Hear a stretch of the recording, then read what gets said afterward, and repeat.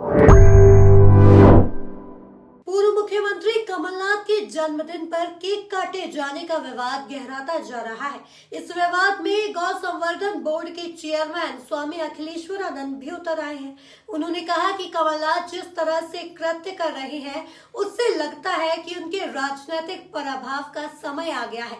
उनके पास भारतीय संस्कृति का पता नहीं है। पूर्व मुख्यमंत्री कमलनाथ द्वारा अपने जन्मदिन पर मंदिर के जैसा दिखने वाला केक काटा गया था। इसके बाद से ही हिंदूवादी संगठन और संत समाज उन्हें अपने निशाने पर ले रहे हैं। इसी कड़ी में गौ संवर्धन बोर्ड के चेयरमैन स्वामी अखिलेश्वरानंद का कहना है कि कमलनाथ का जीवन ही पाश्चात्य संस्कृति के बीच पनपा है। ऐसे में उनसे हिंदू संस्कृति के सम्मान की उम्मीद व्यर्थ है। मंदिर बनवा लेने या वहां पूजा पाठ करा लेने मात्र से कोई व्यक्ति धार्मिक नहीं हो जाता।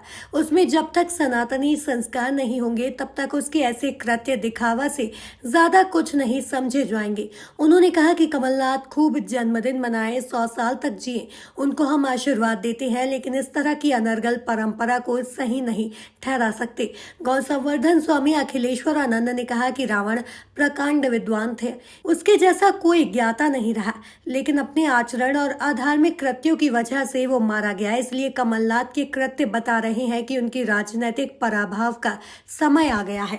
तो हमारे प्रदेश के पूर्व मुख्यमंत्री हैं, एक राजनेता हैं, एक जननेता के रूप में वो उभरे थे। अगर उनके द्वारा इस प्रकार का आचरण किया जा रहा है और उसका वो विरोध नहीं कर रहे हैं, उसमें वो शामिल हो रहे हैं, तो कौन सा संदेश देना चाहते हैं? हमारी परंपरा, हमारी संस्कृति, हमारी आस्था के बिल्कुल विपरीत है। इसलिए जितनी घोर निंदा हो सकती है इसकी घोर निंदा करनी चाहिए। और कमलनाथ से हम कहना चाहते हैं कि जन्मदिन मनाइए, आप 100 साल तक जीजिए, हम आपको आशीर्वाद देते हैं, लेकिन इस प्रकार की अनर्गल परंपराओं का समर्थन करना और उस प्रकार के कार्यक्रमों में सम्मिलित होकर के उसको समर्थन देना, ये पाश्चात्य संस्कृति। और कमलनाथ जी का तो जीवन हमेशा वेस्टर्न कल्चर में पनपा हुआ है, इसलिए उनको भारतीय संस्कृति का न तो ज्ञान है। अच्छा, मंदिर बना देना, हनुमान जी की मूर्ति बना देना, मंगलवार के दिन वहां पाठ कर लेना, इतने करने मात्र से हम आस्तिक हो जाते हैं, हम बहुत बड़े धार्मिक हो जाते हैं, ऐसा नहीं माना जा सकता। रावण भी तो बहुत बड़ा धार्मिक था।